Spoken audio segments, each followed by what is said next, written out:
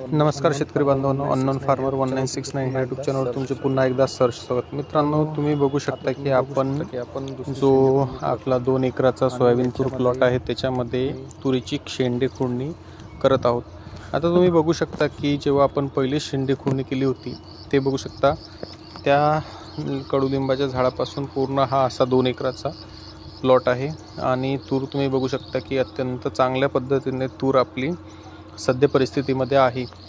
आणि तुम्ही बघू शकता की खाली आता आपण तुम्हाला दाखवतो की जिथे जिथे आपण शेंडे खुडणी केली होती तिथपासून याला 3-3 4-4 3-3 4-4 डांग आलेला आहे। तुम्ही बघू शकता की सिंगल तसं पाहिलं तर ही थोडी दाट तूर झालेली आहे, परंतु आता आपल्याला वरती जेव्हा शेंडे खुडणी करायची आहे तर जो वरचा शेंडा आहे तुम्ही बघू शकता की जे वरचे शेंडे आहेत तेच कट करायचे आहे, कारण आजूबाजूला जे शेंडे आहेत ते चांगल्या पद्धतीने ग्रोथ त्याची झाली पाहिजेत। नाहीतर जर सगळे शेंडे आपण घेतले तर काय होईल की ते पण शेंडे जास्त त्याला फुटण्याची शक्यता फार कमी राहते।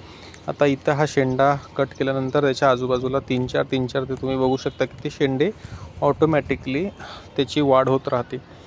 आणि पहिल्यांदा जेव्हा आपण केलं होतं तेव्हा आपलं पीक लहान होतं, आता नाही म्हटलं तरी कंबर कुठं छातीपर्यंत ही तूर आपली वाढलेली आहे। आणि कट करताना तुम्ही बघू शकता की पहिला आणि मोजकाच नेमका बारका शेंडा आपल्याला कट करायचा आहे। आता बऱ्याचदा काय होते की शेतकरी त्या मशीनने कट करतात, जे शेंडे खुडणीचे आता बाजारामध्ये मार्केटमध्ये मशीन आहे त्याने काय होते की जास्त शेंडा याचा कट होतात। तुम्ही बघू शकता की मी तुम्हाला दाखवतोय की हे शेंडे वरचा शेंडा कट केल्यानंतर हे 4-5 शेंडे चांगल्या पद्धतीने ग्रोथ होतील।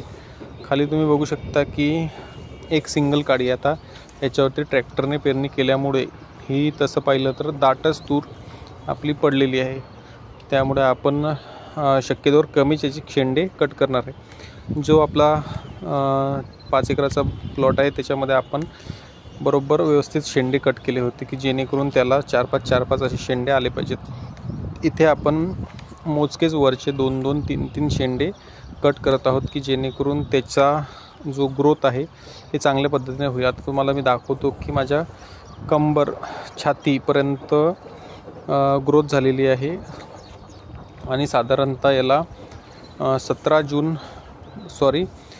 28 जूनची ही पेरणी आहे, म्हणजे जुलै ऑगस्ट जेमतेम आत्ता प्रॉपर 2 महिने झाले। आणि खाली तुम्ही बघू शकता की जाड सध्या परिस्थितीची काडी आहे।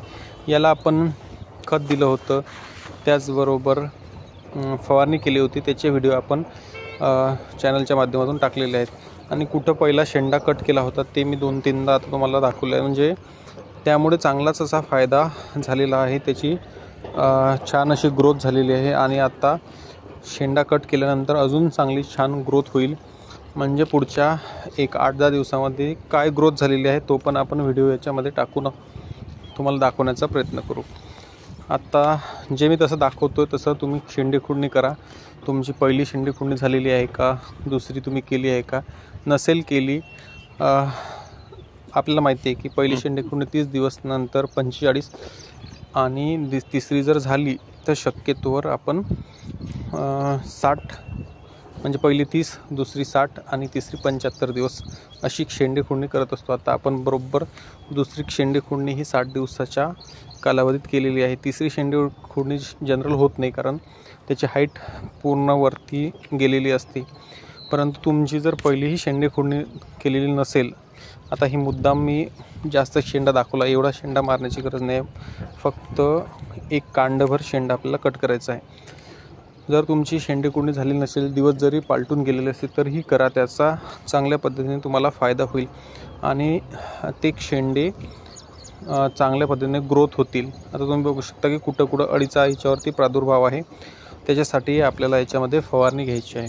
शेंडे खुडणी केल्यानंतर जर वातावरण खराब असेल तर तुम्ही कुठलंही एक बुरशीनाशक आणि स्वस्तातलं कीटकनाशक वापरा, पैसेही वाचतील आणि इतर गोष्टीही होतील। अशा पद्धतीने जर तुम्हाला व्हिडिओ आवडला तर लाईक करा, सबस्क्राईब करा, शेअर करा, कमेंट करा। शेंडे खुडणी तुमचीही राहिली असेल तर पुन्हा एकदा करून घ्या मित्रांनो। भेटूया नवीन काहीतरी घेऊन, तोपर्यंत धन्यवाद।